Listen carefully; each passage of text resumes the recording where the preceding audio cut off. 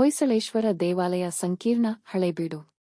ಪ್ರಧಾನವರ್ತಕನಾದ ಕೇತಮಲ್ಲನು ತನ್ನ ಅರಸ ವಿಷ್ಣುವರ್ಧನನ ಪ್ರೀತ್ಯರ್ಥವಾಗಿ ದ್ವಾರಸಮುದ್ರದಲ್ಲಿ ಹಳೇಬೀಡು ಹೊಯ್ಸಳೇಶ್ವರ ದೇವಾಲಯವನ್ನು ಕ್ರಿ.ಶ. 1121ರಲ್ಲಿ ನಿರ್ಮಿಸಿದನು. ಈ ವಿಷಯವು ಗಟ್ಟದಹಳ್ಳಿಯ ಕಲ್ಲೇಶ್ವರ ದೇವಾಲಯದಲ್ಲಿರುವ ಕ್ರಿ.ಶ.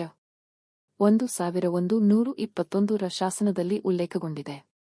ಈ ಶಾಸನದಲ್ಲಿ ದೇವಾಲಯವನ್ನು ವಿಷ್ಣುವರ್ಧನ ಹೊಯ್ಸಳೇಶ್ವರ ಎಂದು ಕರೆಯಲಾಗಿದೆ.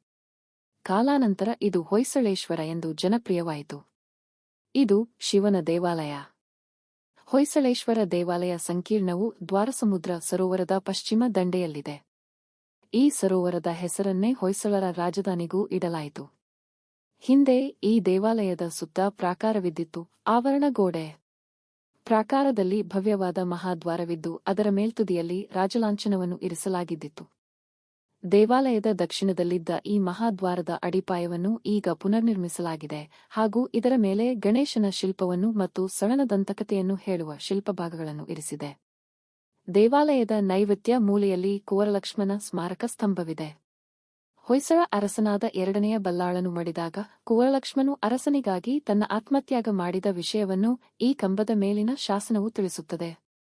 ಹೊಯ್ಸಳೇಶ್ವರ ದೇವಾಲಯದ ಪೂರ್ವ ದಿಕ್ಕಿನಲ್ಲಿ ಇದ್ದಂತಹ ಮತ್ತೊಂದು ದೇವಾಲಯ ಸಂಕೀರ್ಣದ ಅವಶೇಷಗಳು ಇಲ್ಲಿ ನಡೆದ ಉತ್ಖನನದಲ್ಲಿ ದೊರೆತಿವೆ.